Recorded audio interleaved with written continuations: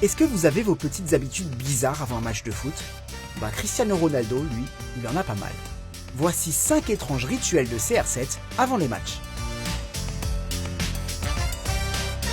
Numéro 1, il soigne ses entrées et ses sorties. Ronaldo est le capitaine de la sélection portugaise. Du coup, il est toujours le premier à entrer dans le bus et le dernier à en sortir. Il s'assoit toujours à l'arrière. Selon Marca, personne n'a le droit de s'asseoir à côté de lui dans le bus. À chaque fois. Personne ne sait vraiment pourquoi.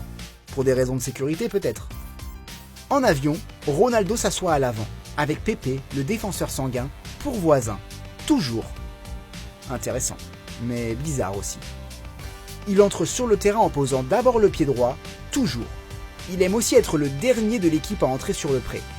Bien sûr, sa coupe de cheveux a droit à une petite retouche à la mi-temps. Et puis, il a un truc vraiment bizarre avec le miroir.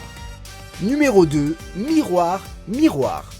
On ne sait pas vraiment si Ronaldo le faisait quand il était au Real ou s'il le fait encore maintenant qu'il est à la Juve, mais avant chaque match, quand il était à Manchester, CR7 se regardait dans le miroir. Il se regardait en silence. Ce n'était pas par pur narcissisme. Enfin, disons que c'était pas que pour ça. C'était aussi dans le but de se préparer pour le match à venir. Il est incapable de passer devant son reflet sans s'admirer. Wayne Rooney a observé Ronaldo dans les vestiaires d'Old Trafford. Et selon lui, il faisait toujours la même chose. Avant chaque match, quand l'équipe partait s'échauffer, il suivait le même rituel. Il s'habillait, mettait ses chaussures, et juste après, Rooney se regardait dans la glace pour se préparer mentalement à la rencontre.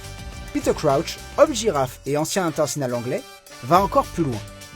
Rio Ferdinand nous racontait que Cristiano Ronaldo se plantait tout nu devant le miroir, qu'il se passait la main dans les cheveux et disait « Waouh, qu'est-ce que je suis beau !» Après, c'est vrai qu'il a des abdos en béton, ça, on peut pas lui enlever. Numéro 3, les manches longues. Pendant plusieurs années, avant de rejoindre la Juventus, CR7 insistait pour ne porter que des maillots à manches longues. À la Juve, il a complètement cassé cette habitude, on ne sait pas trop pourquoi.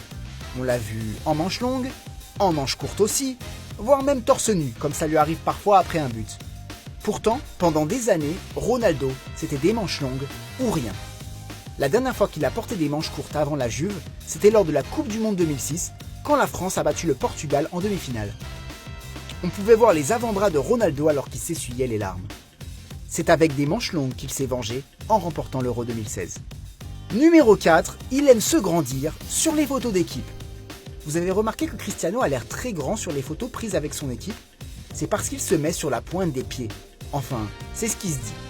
Il a été pris en flagrant délit juste avant un Real Madrid-Tottenham en 2017. Mais pourquoi un joueur qui gagne tout tricherait sur sa taille? Numéro 5, des exercices sans fin. Bon, c'est plutôt drôle de découvrir les petites habitudes étranges d'un des meilleurs joueurs du monde. En revanche, personne ne peut rire devant l'incroyable détermination qu'il met dans ses entraînements. Son ancien coéquipier, Phil Neville, a dévoilé jusqu'où il était prêt à aller. Après un match important en Ligue des Champions, il est retourné à Old Trafford à 3h du matin.